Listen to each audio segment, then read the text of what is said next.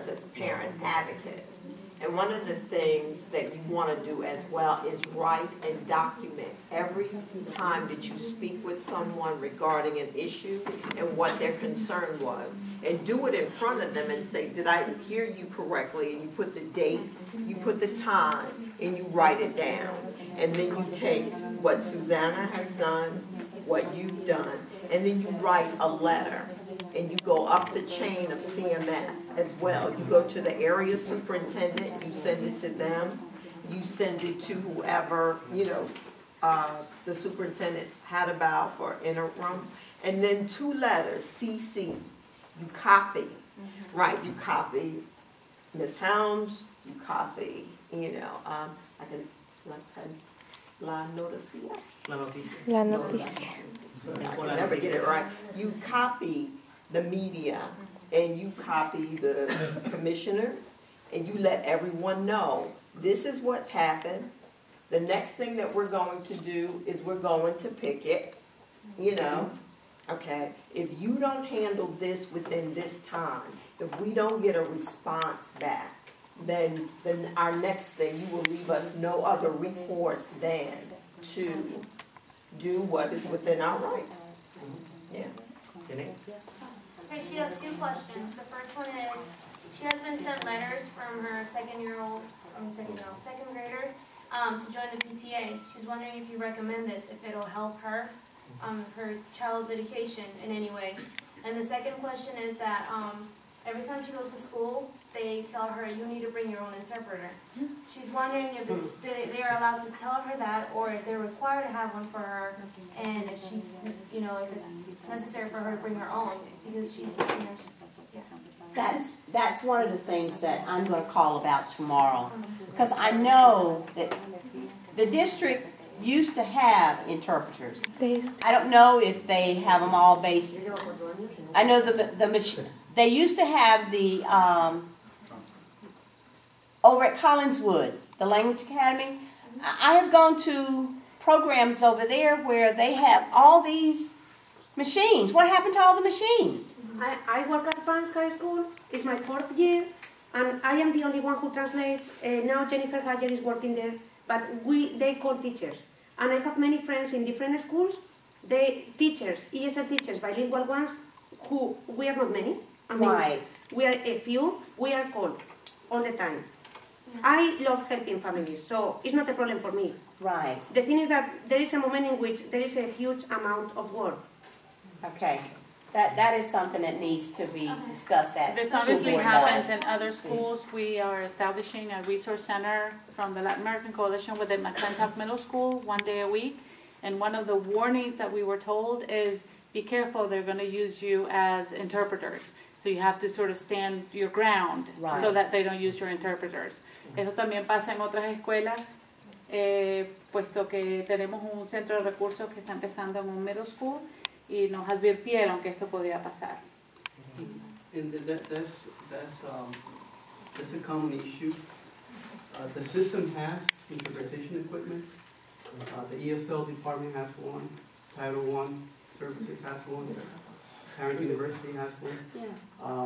But I think where I see the breakdown is that the school administrators or whoever's going to have the meetings have to request those. Okay. And they have to be requested in time to be able to supply those because they're very popular. So if 2 schools, for example, if there are limited days in which schools can use those because usually the scheduling happens the same day. For example, many schools have an open house the same day. Right. So when you have multiple schools having the same event and requesting the same equipment, there's not enough for the supply. That's one issue.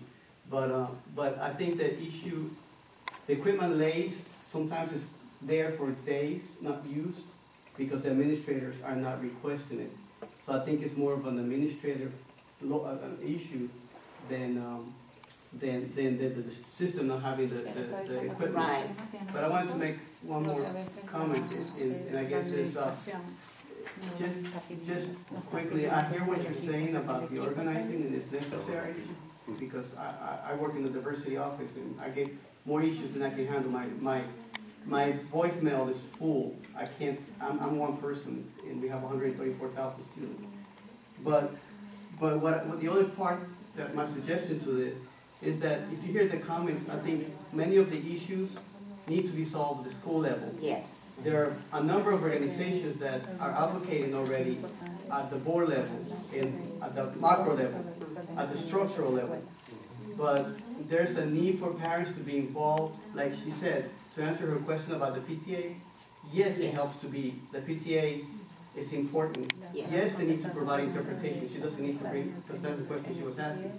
They need to provide that. But in order to ensure that that happens, because there's legislation there, there's policy there, but the policy needs to be implemented. Right. And the people that make sure the policy is implemented is at the school level. So my encouragement would be somehow have, besides the advocating at a greater level, encourage and have a process to encourage parents to become more involved at the school level, so that change can happen at the school level where it's impacting, where things are going on. Because at this level, it just takes too long for it to reach down. To trickle down. Yeah. So that was my only. You could be working your way up, working from the bottom up, working on the local level while we're working to change the legislation. Yes. And we have time for one more, and then we got to go to the next panel to respect everybody's time tonight. Tenemos tiempo para una pregunta más, y de ahí tenemos que ir al próximo panel para respetar el tiempo de todos. And I'm going to call her because you're about to be next anyway. Yeah. Okay. Okay, I just want, actually it's not a question, but I recall that CMS used to have, it's like a web, you can actually put your complaints about like government sometimes, you know. They were posting things for him like he was doing that people didn't actually like it. And then you can either put your name or you can not put your name. But that I don't know if the CMS still have it or not. But I remember last year we used that, okay? And teachers, we were informed that we can use that. I don't know if the public has access to that, but I think the public had access before. I don't know if they're still on or not. I don't know if Mr. Hadaball has implemented that on his email. Okay. But he's the interim superintendent. I know what you're talking about with yes. Dr. Gorman. He did have it on there, and you didn't have to give your name. That's right. That would be a good thing to just post things, to put an alarm, for what is going on. What I can do is send him an email in the morning and ask if he has a site on his